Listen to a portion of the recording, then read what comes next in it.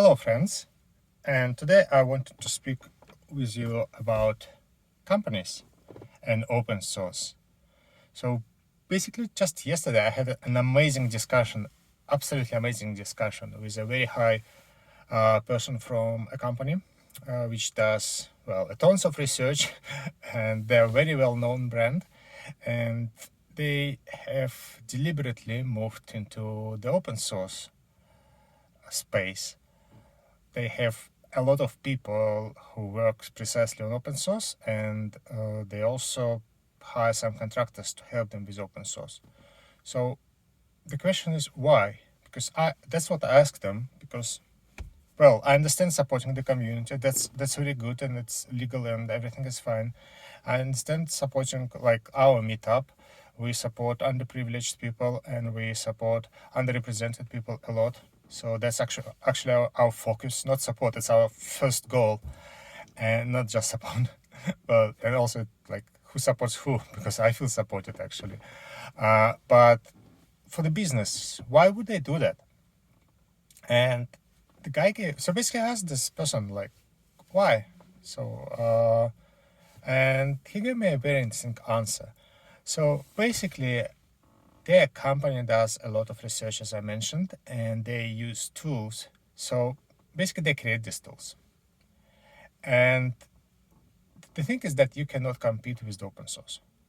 So you create your tool, it's cool. It might be at this moment you create it based on the latest ideas in the market, but just a year after, there will be 10 other companies who used open source and they contributed to open source and they added their ideas to each other's ideas.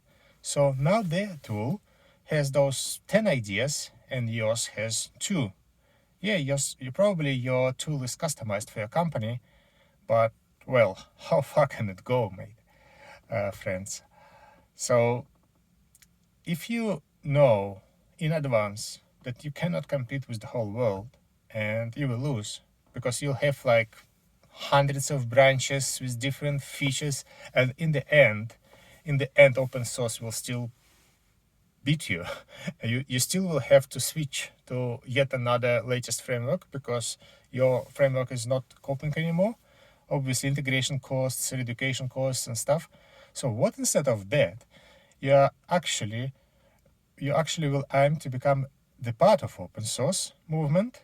So you will put some of your products, obviously not your intellectual property, but you'll try to put as much as possible into the open source space, and you'll actually help people all around the world to use the open source and to contribute to the open source.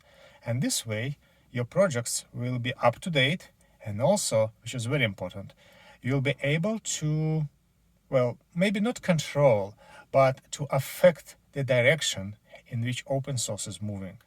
So those huge open source projects like Apache Spark or whatever else, they'll be moving adjusted to your goals as well, because obviously you won't be saying that, well, I'm a company A or B and I want this project to be going this way, but you can tell that, well, there are companies A, B, C, D, and there's this group of people, so all of us, we want this feature to be in the project. And, well, it will happen because that's the point, helping people. That's why open source exists. So I hope it helped. So stay tuned, subscribe for the channel, and subscribe to our Twitter account, and please come to our meetup. Thank you very much, guys. Bye.